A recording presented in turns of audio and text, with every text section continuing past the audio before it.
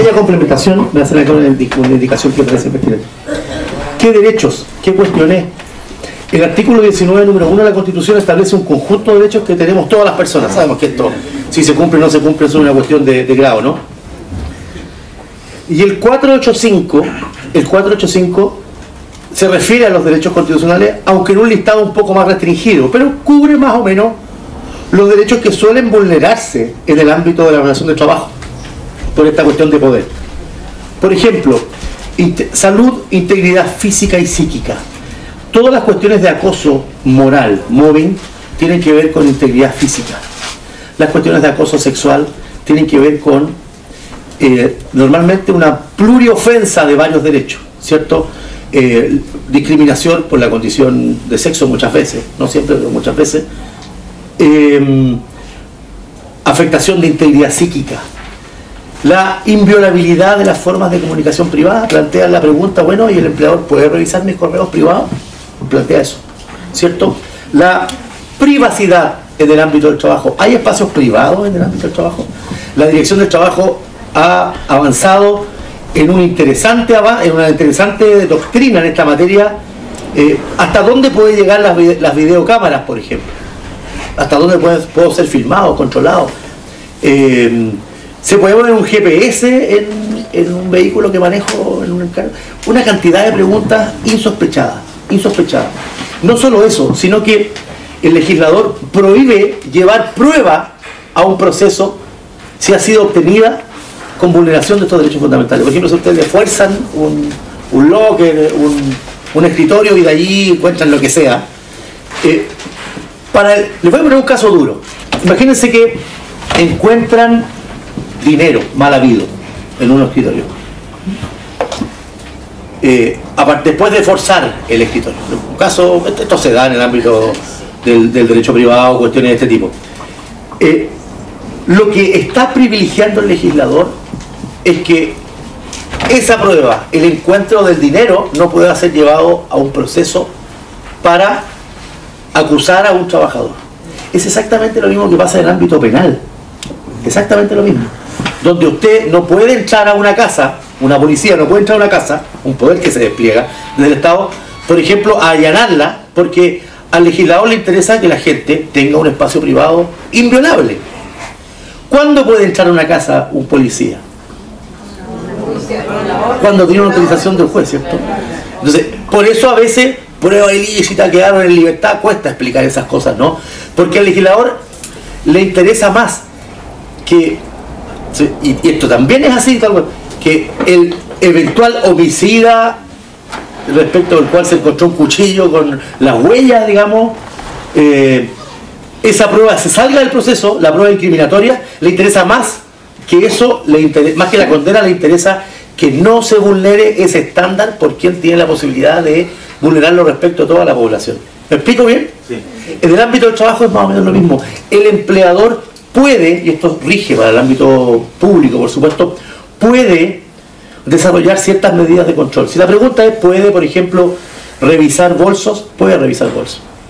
Pero hay estándares, hay formas de hacerlo, hay sistemas de hacerlo de manera aleatoria, con determinados mecanismos. No puede hacer una revisión muy intensa. Entonces, son muchos. Fíjense que hay una película, no sé si alguien la vio, se llama, y esto se ha replicado a nivel fuera de la ficción, se llama La vida de los otros. Es una película alemana, bien interesante, porque es cómo se reemplean los agentes de la Stasi, de la Alemania comunista, después de caído el muro, en algún oficio, cuando ya todo esto ha caído, ¿no? Bueno, en la Alemania occidental al poco tiempo se encontró una cadena muy grande de supermercados que utilizaba agentes de seguridad para espiar a los trabajadores. Hoy día los mecanismos tecnológicos de espionaje son ilimitados. O sea, hoy día no cuesta nada espiar a alguien, no cuesta nada hacerle un seguimiento absoluto. Si hasta en el llame ya a uno le venden inocentemente, escucha la conversación de la habitación del lado, o sea, y se lo dan como inocentemente, pero eso técnicamente es algo prohibido por el derecho, una invasión a un espacio privado. Entonces estamos en un mundo donde hay un sistema tecnológico de control muy potente y el derecho pone esos límites. Entonces le ponen los límites al empleador. Y eso tiene toda una lectura de acuerdo a los derechos fundamentales del artículo. Libertad, privacidad, inviolabilidad de toda comunicación privada. El primer caso que se dio en esta materia se los puedo contar porque es bastante indicativo de dónde están esos límites y probablemente los casos nos den más que hablar. No sé, cada uno de nosotros, entre comillas, que yo siempre digo que eso son cosas para la tele, y tenemos un asunto que dice personal, que es de nuestro, en donde están nuestras cargas familiares, donde están nuestros nombres, de todo, nuestros root, varias cosas que son personales nuestras. Pero eso entre la ley, para la tele, porque en definitiva el jefe adentro se mete y nos ve todo. Entonces yo un día le dije, oye, ¿para qué nos preguntáis si tú aquí no, prácticamente nos vías tan jagalla? ¿Para qué preguntáis? Si tú sabías. Entonces, ¿hasta dónde eso es? ¿Corresponde o no corresponde? ¿O definitivamente hay que aceptarlo nomás y se acabó el tema? Eso, gracias. En materia de Contraloría, cuando Contraloría analiza el tema de los sumarios, recién estábamos conversando antes, ¿hasta cuándo la probidad, digamos, implica un análisis del comportamiento del funcionario? Estábamos conversando qué pasa con los comentarios que se hacen en Facebook. Incluso hay sumario actualmente. Entonces, pareciera ser que no se conversa. En el derecho finalmente estamos tan especializados que cada uno aborda el análisis del caso desde su perspectiva. Y terminamos finalmente con una situación en la cual no tenemos que finalmente recurrir a los tribunales, porque la figura de la tutela jurídica, incluso lo conversamos con la gente del servicio civil, dicen, la alternativa que nos dan, digamos, es cuando se genera este problema, plantearlo por la vía de la tutela. Pero es que lo que pasa es que cuando uno lo plantea, recurrir jurisdiccionalmente, digamos, es la excepción. Pues la idea es que preventivamente existe un marco normativo que evite estas situaciones, porque el otro es la excepción.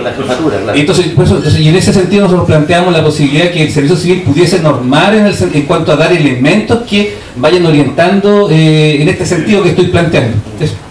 Si uno puede grabar conversaciones, o sea, bueno, podría, pero más dicho, si es que graba una conversación, esa conversación podría servir como medio de prueba para algo, para alguna eventual acusación.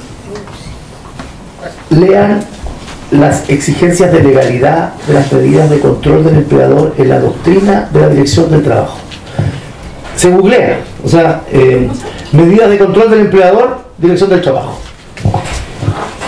Hay 2 o 3 dictámenes muy interesantes porque ahí están las exigencias generales para que sean lícitas, con lo cual ya estoy respondiendo una pregunta. ¿Puede? La primera respuesta es sí, a la videocámara. La respuesta relevante es cómo, dónde y con qué limitaciones. Eso hay que estudiarlo. Sería largo señalarlo, pero por ejemplo, cuestiones relevantes, no hay cámara ni en los baños, ni en los espacios de esparcimiento, no están prohibidas. Hay ciertos lugares. Y las cámaras, puedo adelantarte el dato, las cámaras tienen que tener 2 justificaciones posibles: razones de seguridad o justificaciones en el proceso productivo. Por ejemplo, si es un proceso productivo que tiene que estar monitoreado por su alto nivel de tecnología, seguridad, qué sé yo, por cámara, eso justifica que haya cámaras en el proceso productivo. Y como consecuencia, la grabación del trabajador debe ser accidental. Eso como regla general, hay algunas excepciones. Entonces la primera pregunta es sí, porque el empleador tiene una potestad de mando, de control, tiene que proteger su propiedad inmobiliaria si es privada, y el Estado tiene que proteger también la propiedad del Estado, que es de todos en el fondo, ¿no? Entonces, esa es la primera respuesta. Eso sirve para analizar todo lo que ustedes nos han dicho sobre inviolabilidad de comunicaciones privadas.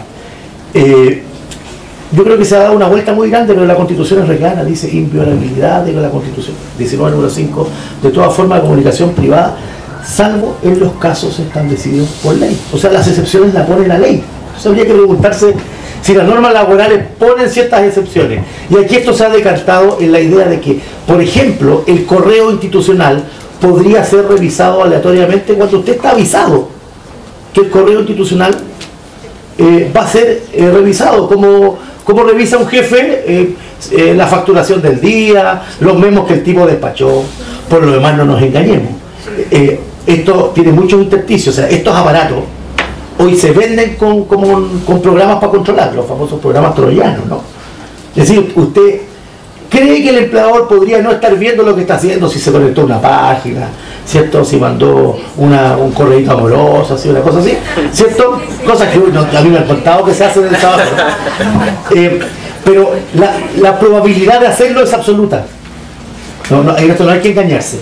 Por eso lo importante, los límites del derecho y lo importante del rol que cumplen estas dirigencias en estas pretensiones de avanzar hacia mecanismos tecnológicos de control. El Facebook es un tema súper importante, es muy importante porque está libertad de expresión, ese es el problema, ¿no? Libertad de expresión y eventualmente lesión a la honra o afectación de la honra o del prestigio empresarial, ¿no? Un tipo tuiteó una vez, llegué al infierno, estaba llegando a la empresa, ¿no? Esto nos cayó. Entonces, claro, desde la lógica autoritaria que tienen las relaciones laborales en Chile, no una lógica democrática, la primera idea de este gallo yo lo reviento. Pero hay otro valor constitucional que es la libertad de expresión.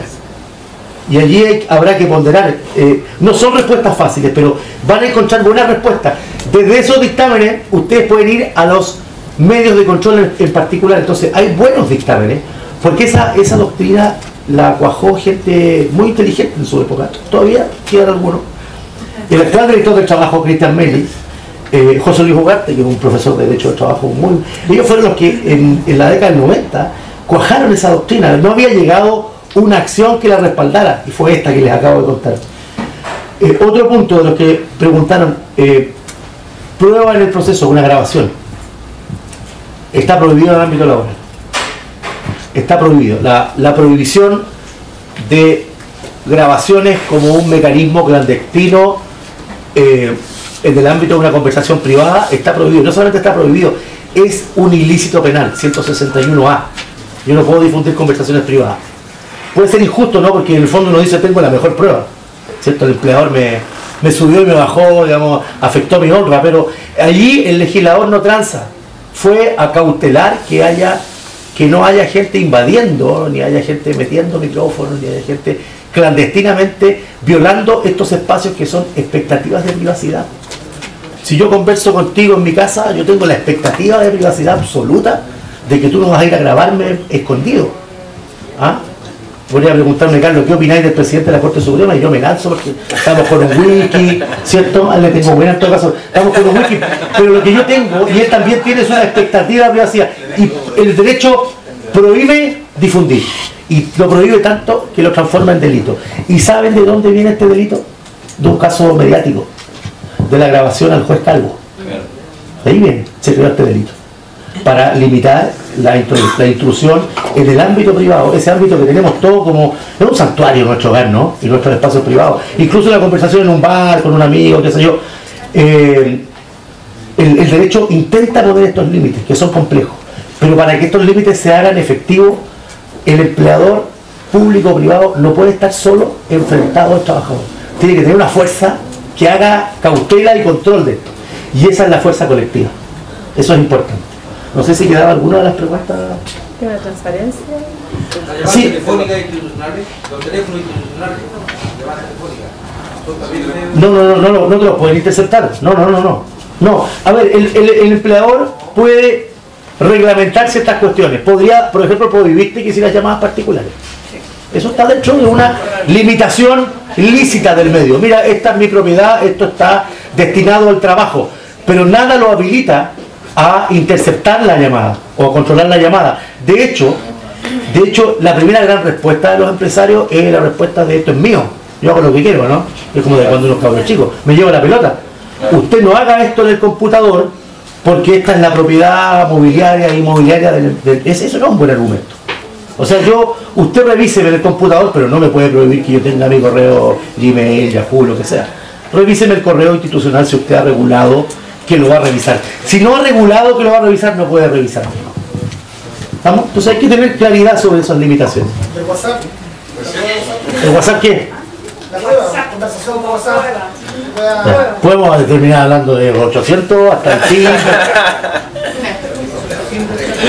Eso no está muy decantado. Les advierto que esta cuestión cayó de golpe. No hay todavía grandes líneas jurisprudenciales, las hay sí. Sí está la doctrina administrativa, que yo creo que es la mejor. El WhatsApp para mí opera también en el marco de un ámbito de privacidad, salvo que se acredite que es un instrumento al servicio de algún aspecto de la función elaborativa. Es decir, este era el WhatsApp que tenía el jefe con los tres subjefes de área para lisa y llanamente ver cuestiones laborales fundamentalmente. Lo que pasa es que el WhatsApp se nos confunde con muchas cosas, ¿no? Llega cada cuestión por WhatsApp, según me han contado. Me quedó la duda con el tema del teléfono institucional, porque yo he visto en un sumario administrativo que lo están utilizando como medio de prueba, digamos, para acusaciones en contra de nuestros funcionarios. Sí, pero respecto a las llamadas realizadas, no respecto a los contenidos. Sí. Buen punto. Podría ser en algún caso respecto a llamadas realizadas, no los contenidos. Los contenidos no pueden ser interceptados. No te olvides, 19, número 5, inviolabilidad de toda forma de comunicación privada. De quién sea el teléfono no importa, mío, de la empresa, es una forma de comunicación privada. ¿Te fijas? Y de allí hay que empezar a pensar en los límites. Por eso, resolver caso a caso, dar algunos lineamientos, tiene cierto sentido, pero yo les recomendaría, a lo mejor más adelante pueden avanzar en algún taller sobre estas cuestiones que son interesantes. Ahora, quienes sumarían, mejor dicho, abogados muchas veces, todavía no están muy a caballo muchas veces de estas doctrinas, de estas limitaciones, que son en favor de los derechos individuales de las personas. Hay una acción que se dio en la cual costó probar el jefe, siendo muy crestón, estando ambos solos, no le daba un buen trato al funcionario. ¿Ya? Entonces, buen chileno, la chucha le llovía. Y el chileno decía, cachada, sí, no decía nada.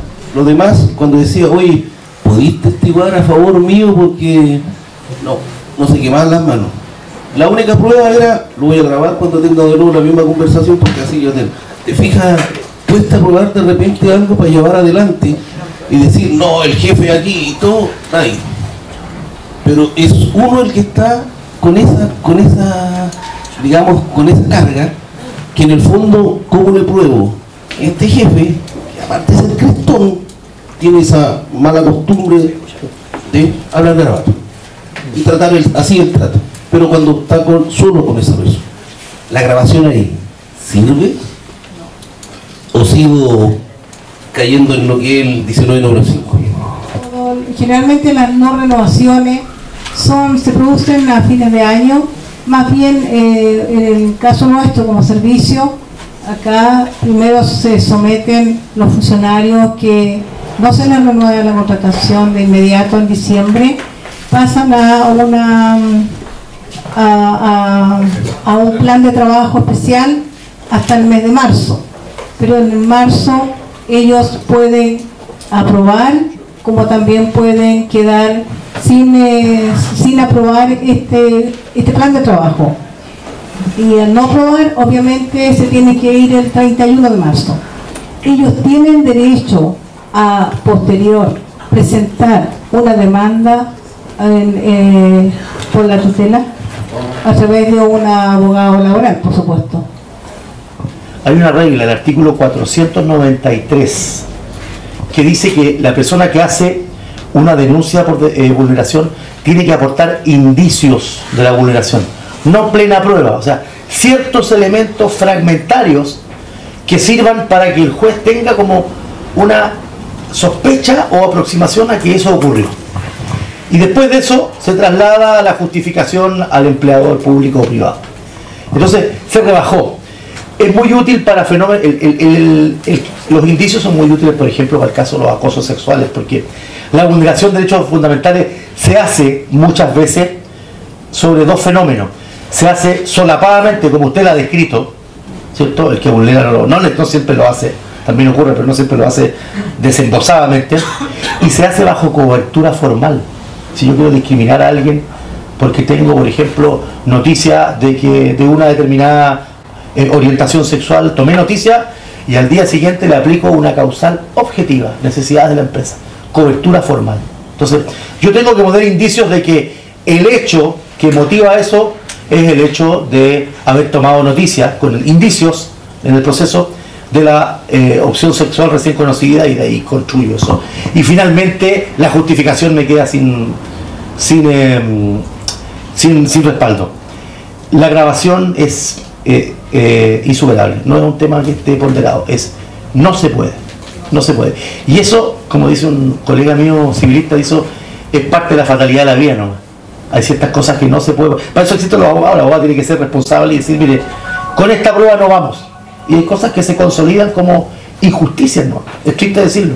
Pero hay otras que son muy emblemáticas cuando son ganadas en tribunales, porque mandan un símbolo, un signo muy potente sobre cómo deben conducirse las relaciones laborales.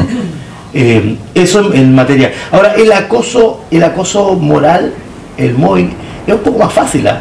Porque normalmente se da en un continuo de tiempo, se da con ciertos signos que hay que estudiar, por ejemplo, la supervigilancia intensiva, no sé si alguien la ha vivido, cuando el jefe te pone catete, es un indicio clarísimo de acoso. Sobre todo si ese catetismo es comparable con otra categoría de trabajadores que no sufren el catetismo, ¿cierto? Eso se ha visto, ¿no? Y hay otras manifestaciones más brutales, ¿cierto? El despojo de elementos de trabajo y un largo etcétera. Entonces el mobbing normalmente suele ser una cuestión un poco menos compleja, por ejemplo, de prueba, que el acoso sexual, por ejemplo. Pero vayan a esas doctrinas, son dictámenes relativamente breves, son interesantes en esa materia. Desconozco un poco la lógica que usted me describe, ¿no? Entiendo que cada vez que el empleador, en este caso el servicio, introduce algún criterio más objetivo de exclusión, está avanzando para que se haga más difícil la tutela, ¿cierto? Porque está preocupándose de introducir elementos que después vamos a decir, mira, objetivamente no pasó estas pruebas, etcétera, ¿no? Pero ojo, uno puede empezar a hilar fino. Cuando alguien no pasa pruebas, tiene que haber sido destinatario previamente de capacitación. Hay una obligación previa. La gente no se inadecúa de un día para otro a su trabajo.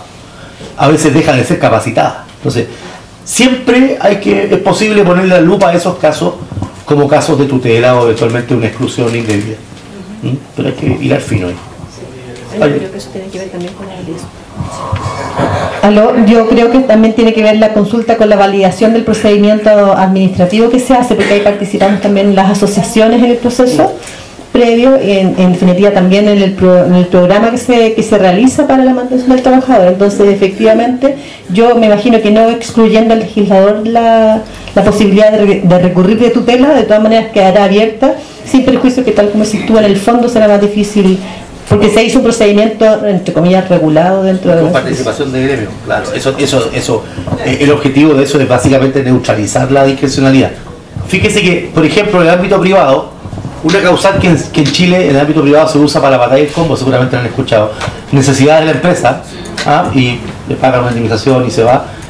En España es solo una causal que se aplica para despidos colectivos cuando hay realmente necesidad económica, una contracción económica y hay que prescindir, y se hace con acuerdo del sindicato. O sea, el que decide el número, la cantidad, la calidad y la identidad de quienes van a ser excluidos está asociado a la participación. Entonces, son buenas medidas para avanzar a controlar la discrecionalidad, o sea, el decidir sin ninguna razón en el fondo. Nombraste la circular que firmamos y que en realidad tiene un antecedente anterior, porque esa se había firmado con... La circular fue primero la circular 10 con Insulsa y posteriormente, dado el grave periodo que vivimos de despojo del empleo en el gobierno anterior, se logró al final de ese gobierno una circular que era bastante amplia y que solo planteaba... que había que objetivar el despido, que tenía que fundamentar, pero el peso estaba en el empleador. Yo entiendo que esa circular tocó trabajarla en la NEF. Pero ahora, con el gobierno y lo que se nos indicó ayer, es que se está avanzando en plantear más factores, que la evaluación de desempeño, el gobierno ha planteado temas de programa, términos de programas, de planes, la idoneidad, que yo entiendo que los gobiernos no van a aceptar y no se va a aceptar por ninguna parte, pero hay un sinnúmero de factores más. Eso nos ayuda según la opinión que tienen y el trabajo que ustedes han hecho. Toda objetivización es reducción del espacio discrecional del servicio. Seguramente al servicio le interesa también avanzar en esa lógica, porque necesita en algunos casos excluir, por lo que sea, para fines de programa, cuestiones presupuestarias. Y hoy se le hace mucho más difícil excluir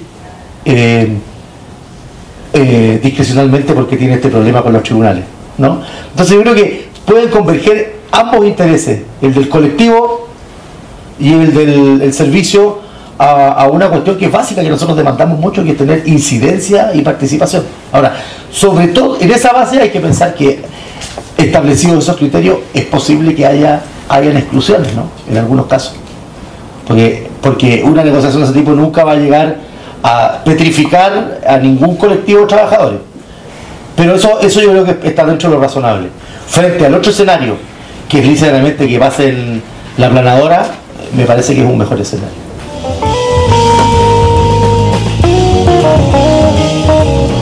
De una manera amena, cercana, Álvaro Flores nos ha enseñado, nos ha explicado cómo nosotros somos sujetos de este nuevo proceso de resguardo de los derechos de los trabajadores. Los trabajadores públicos demandamos hoy que, además de tener este reconocimiento jurisprudencial a la protección de nuestros derechos fundamentales, podamos también generar acciones concretas que permitan llegar a consagrar legalmente estos derechos para los trabajadores. Les invitamos a seguir informándose del tema y a estar presentes en todas las acciones que ANEIT emprenda respecto de la capacitación en estas materias.